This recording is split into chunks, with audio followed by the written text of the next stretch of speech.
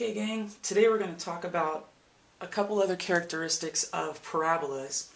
If you notice your graph on our first column here, we have a focus and a directrix that are highlighted or pointed out. We're going to talk about those two characteristics. First one we'll talk about is focus, and that's this guy right here. Focus is a point. We'll go ahead and label him F. And the definition of focus is that it's a fixed point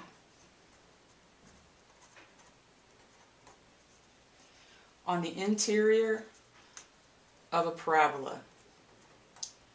A fixed point on the interior of a parabola.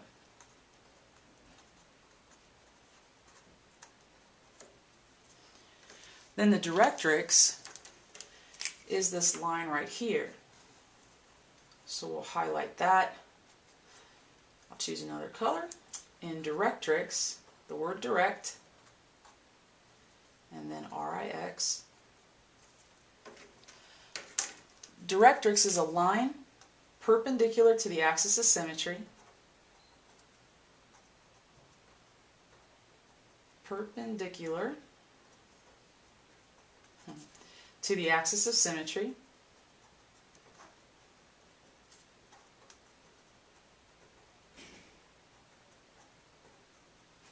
On the exterior of the parabola.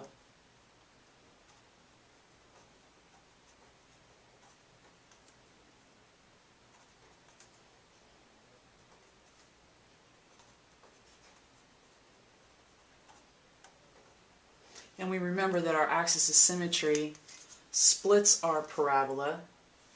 So if we have that, it's going to go right through the focus as well as our vertex. And it's going to be perpendicular to that directrix. Okay? Now the vertex, as you can see from the graph, is a minimum in this case. There's our vertex, and it's halfway between the focus and the directrix. So the distance from focus to the vertex is the same as the distance from directrix to the vertex. So we're going to go ahead and write that down because that's important. That's going to help us in problems. Vertex is halfway between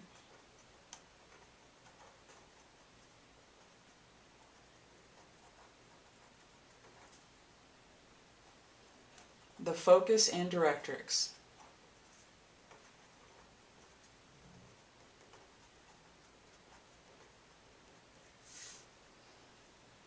Okay, so using a little geometry notation that we used last year for congruency, we could say that the segment FV is congruent to the segment DV. Now, knowing those two characteristics, we also can give a formal definition to the word parabola. A parabola is a set of fixed points, the set of all points equally distant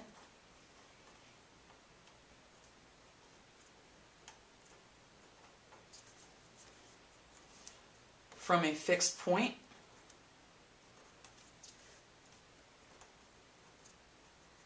which we now know is called the focus,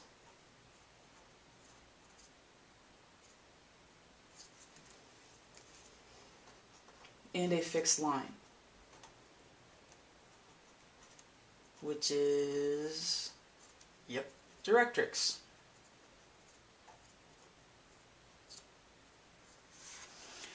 Knowing this definition, we now know it's not just the vertex that has an equal distance from focus to the point to the directrix, but that includes all points on the parabola. So what this is saying is, if I chose another point, I'll label it A, the distance from focus to that point is the same as the distance from that point to the directrix. Notice, 2 units, 2 units. That's going to be a perpendicular line to the directrix always. These two are always going to be congruent. You can also pick out another point on the parabola. And if we choose another point, say this one here, and we draw a straight line to it, and from it a perpendicular line to the directrix, these two are also congruent. We'll call this guy B. So, any point on the parabola has that property. Well, since we're talking about distance, length, measurement, distance formula is going to come into play for us. So let's go ahead and write that down so we've got that in mind. Distance formula. Good old geometry days. Is the square root of x sub 1 minus x sub 2 squared plus y sub 1 minus y sub 2 squared. Why do we care? Well, because the second column here has an example of problems you may run into. If you want to write the equation of a parabola and all you know is the focus and the directrix, we can use that idea that all points on the parabola are equidistant from the focus, which is here for this guy, and the directrix, which did not copy as well, goes through -5. There's our directrix. So again, here's our vertex. It's 3 units from the focus, 3 units from the directrix. Any point I pick will have the same distance from it to the focus and it to the directrix. Alright, so knowing that, let's go ahead and write in our information. Our focus is at 3, 1. Our directrix is a line, so it's going to have an equation. When we take a look at this line, all y values are -5. Doesn't matter what the x is, it's always going to be a y value of -5. So our directrix has the equation y equals -5. We have said that focus to a point distance is going to be equal to directrix to that point. Okay, so we're making an equation for a parabola that's going to include all the points, not just something specific like just distance to the vertex. So let's go ahead and write out what that would be. Distance formula, x minus x coordinate of the focus squared plus y minus y coordinate of the focus equals, now from the directrix to a point, remember we said the x doesn't matter because the y's will always be -5 in this case. So really this is what's going to happen when we do these kinds of problems. It's going to be x minus whatever x they want to put in there plus y minus -5 squared. Okay, so if we simplify that, we're going to have the x minus 3 squared plus y minus 1 squared equals x minus x is going to be 0. 0 squared, it's going to wipe out that term. So from now on, we really don't even need this when we're doing directrix to a point. We just need the y portion.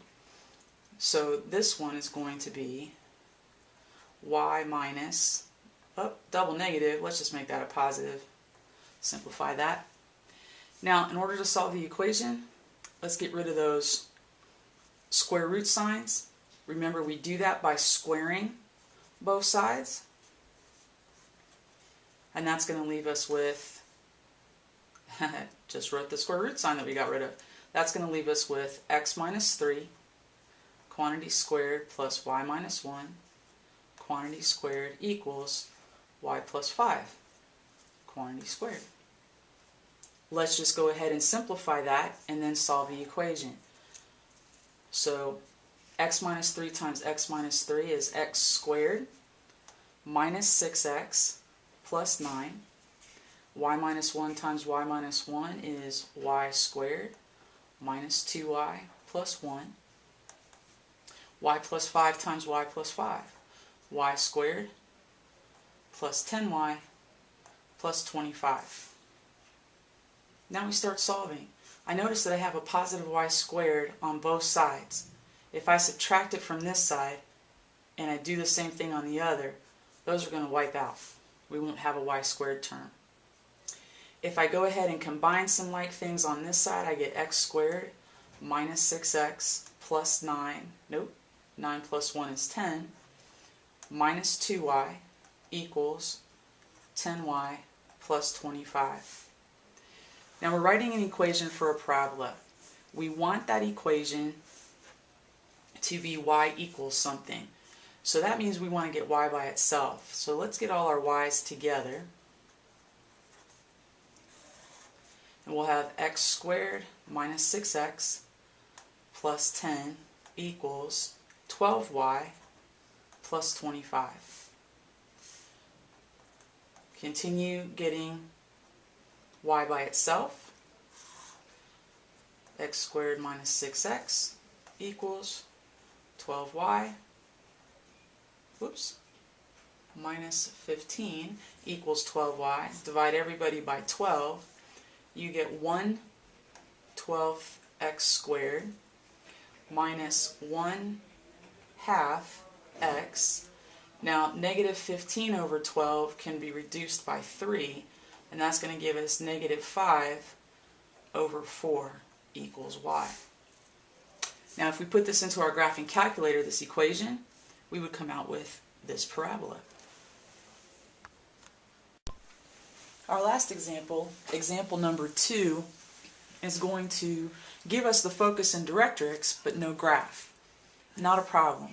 We know that for it to be a parabola, and they're asking us for an equation of a parabola, focus to any point on it, that distance will equal the distance from the directrix to that point. That helps us set up the equation.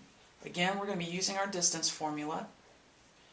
So x minus the focus x plus y minus the focus is y equals, now remember, in example 1 we found out that these x's are going to cancel each other out. That term is going to be eliminated. So really we just need to do the y portion of the distance formula, y minus negative 2 squared. Okay? Now it's just a matter of solving. X minus 0 is x, square it. Then we have the y minus 2 squared. And over here we're going to get y plus 2 quantity squared.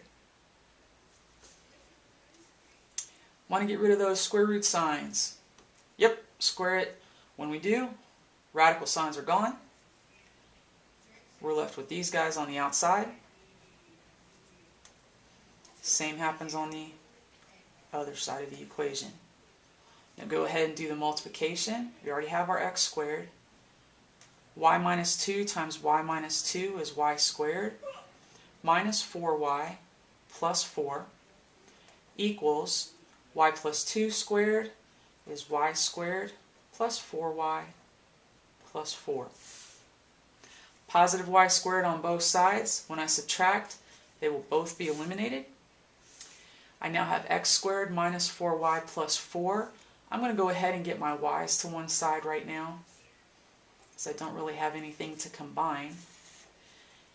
X squared plus 4 equals 8y plus 4. Get rid of that 4. I'm left with x squared equals 8y. Divide by 8. I get 1/8 x squared equals y. And there we have the equation for the parabola that has a focus at 0, 2, and a directrix at y equals -2. Now you guys know the drill. You see these dotted lines right here? Go ahead and fold on those dotted lines.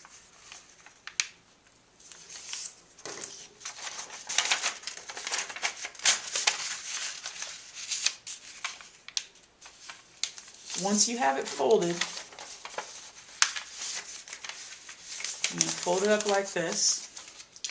You're going to take column 2 and you're going to glue that to page 25 of your ISN, and now you'll have a flippable or a fold out that'll help you with the focus and directrix problems that you'll have. Okay, so don't forget, update your table of contents. Table of contents, you're going to write today's date. You're going to put the title, which is Focus and Directrix, and it's page 25.